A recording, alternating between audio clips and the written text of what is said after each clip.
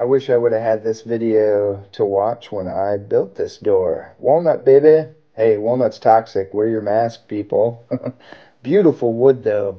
Lots of milling. So I had to make 60 plus strips for this mid-century modern door. Had to mill down some walnut, and it had to be one solid piece. Each one of these little strips is like its own canvas. Like the tree just painted these. So I'm laying them out because it is a bit of an art form. You don't want too many blondes, too many darks. So I'm getting my spacing out. This is where I'm doing all the math. Because if you have a 47-inch door and a 3/4 inch strip with a 3/4 inch space in between each strip, just make sure your math's right so you got that even on the end. So here I set up a little stop block because every one of my strips was going to be the exact same length. So this made cutting 60 plus strips so much easier. Really simple. Just measure out your first piece and I just tack a block at the end as my stop. So trim up one end real nice. 60 plus strips, sand, sand, sand, sand, sand. And here I am looking for any imperfections, any knots, any structural things that would affect the door at the end.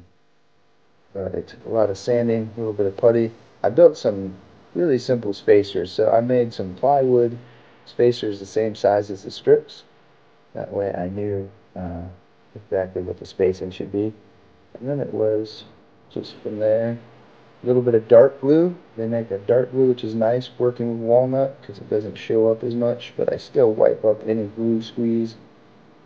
And I put a couple screws, 2-inch screws in the strips because I could easily grab those screws to remove my spacer strips. And I would just measure periodically to make sure my spacing stayed right, because if I'm 1/8 of an inch off on one end, it's going to be crazy when I get to the other. So just double check your spacing as you go. But pretty simple, lots of time, but it turned out awesome. This is just me working through the second door. Space, glue, tack.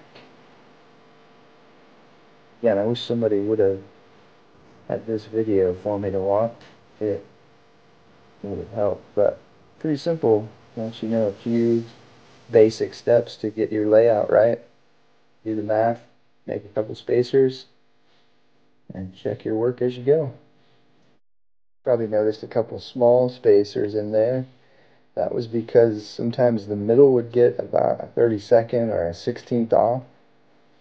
And I know that's acceptable, but it drove me nuts. So I put a small spacer on the top and bottom so I could pull in the center strip just enough to make it perfect. It was so satisfying getting to the end and removing that last spacer and seeing that my math was right. I had exactly a spacer space at the end. Here I am with a little Timbermate, just filling in some holes, sanding it right away. I did this because sometimes if the Timbermate's wet and I sand over it with walnut, when I'm working with walnut, the sawdust gets in there and just kind of masks it a little bit. Install day, the most nerve-wracking part, but satisfying if it all goes well. This was our most efficient install ever. Bypass doors, beautiful mid-century modern. I love the blondes in this. Every piece, again, is its own little God-made canvas.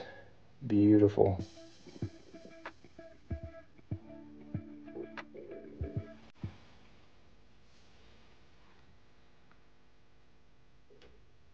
And I was talking about the redhead, not the doors. Stunning. That's my wife, by the way. Yes. Oh my goodness gracious.